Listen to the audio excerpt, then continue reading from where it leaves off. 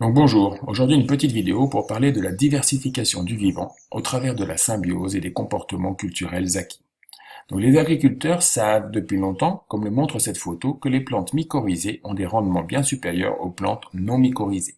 Mais qu'est-ce que c'est qu'une mycorhize? Si je regarde au microscope une racine d'une plante mycorhizée, je m'aperçois qu'elle a été colonisée par des filaments mycéliens, c'est-à-dire des filaments de champignons.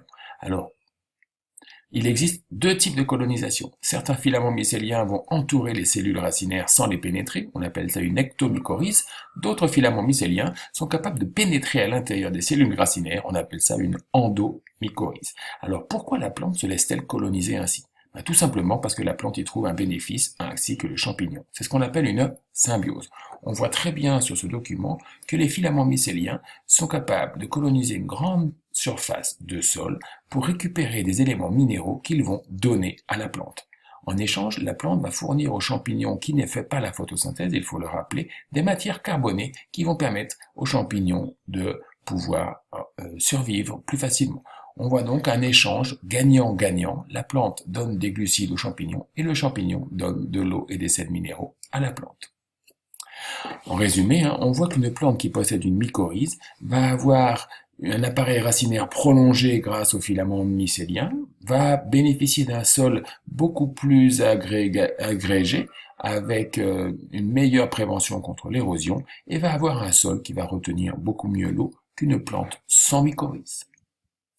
Dans la nature, il existe de nombreuses autres symbioses, c'est-à-dire d'associations à bénéfices mutuels. Par exemple, le lichen, ce sont des organismes capables de vivre sur des rochers, des milieux très hostiles. Ce sont des associations entre des algues et des champignons. Le champignon va donner à l'algue un milieu humide qui va lui permettre de survivre. Et l'algue va donner au champignon, là encore, des matières carbonées. Le poisson clown, lui, vit dans des anémones de mer extrêmement toxiques normalement pour les poissons. Il possède un mucus qui le protège. En échange de cette protection de par l'anémone, le poisson va nettoyer l'anémone de tous les débris digestifs qui restent après la digestion des poissons attrapés dans ces tentacules venimeuses. Cette symbiose est elle aussi particulière. On voit un oiseau qui joue le rôle de dentiste au crocodile. Donc en échange de nourriture et de protection, l'oiseau va fournir une haleine fraîche au crocodile, n'est-ce pas? Mais la symbiose la plus importante du monde vivant est sans doute la symbiose entre les xanthelles et les coraux. En effet, la xanthelle est une algue unicellulaire photosynthétique qui va donner des glucides aux coraux. En échange, le coraux va respirer ces glucides et fournir du CO2 nécessaire à la photosynthèse de la xanthelle. Sans les coraux, le monde marin serait bien différent aujourd'hui. Alors, d'autres comportements ont permis la diversification du monde vivant. Exemple, l'acquisition de comportements culturels. Alors, chez les macaques du Japon, on a observé en 1956 pour la première fois une femelle macaque qui en avait marre de manger les patates douces remplies de sable, qui nettoie sa patate douce dans l'eau de mer. Elle s'aperçoit qu'elle quitte le sable et que c'est bien plus facile à manger et bien plus agréable. Et bien, ce comportement s'est transmis à ses congénères et c'est aussi transmis de génération en génération puisqu'on l'observe encore aujourd'hui. Alors, comment cela est-il possible? Eh bien, tout simplement par l'observation. Les jeunes regardent les plus vieux faire et acquièrent de l'expérience au contact visuel des anciens.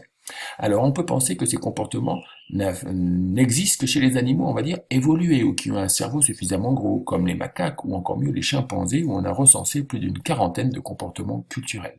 Mais regardez cet exemple. La mésange charbonnière est un petit oiseau qui vit en Angleterre et qui a l'habitude de se nourrir de larves sous les écorces. Elle a donc l'habitude de décortiquer, entre guillemets, ces écorces.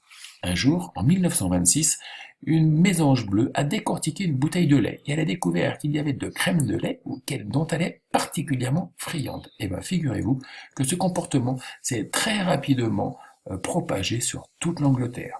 Et encore plus surprenant, il s'est même propagé à d'autres espèces de mésanges. On voit donc que les comportements culturels ne sont pas l'apanage de la lignée humaine. En vous remerciant de votre attention.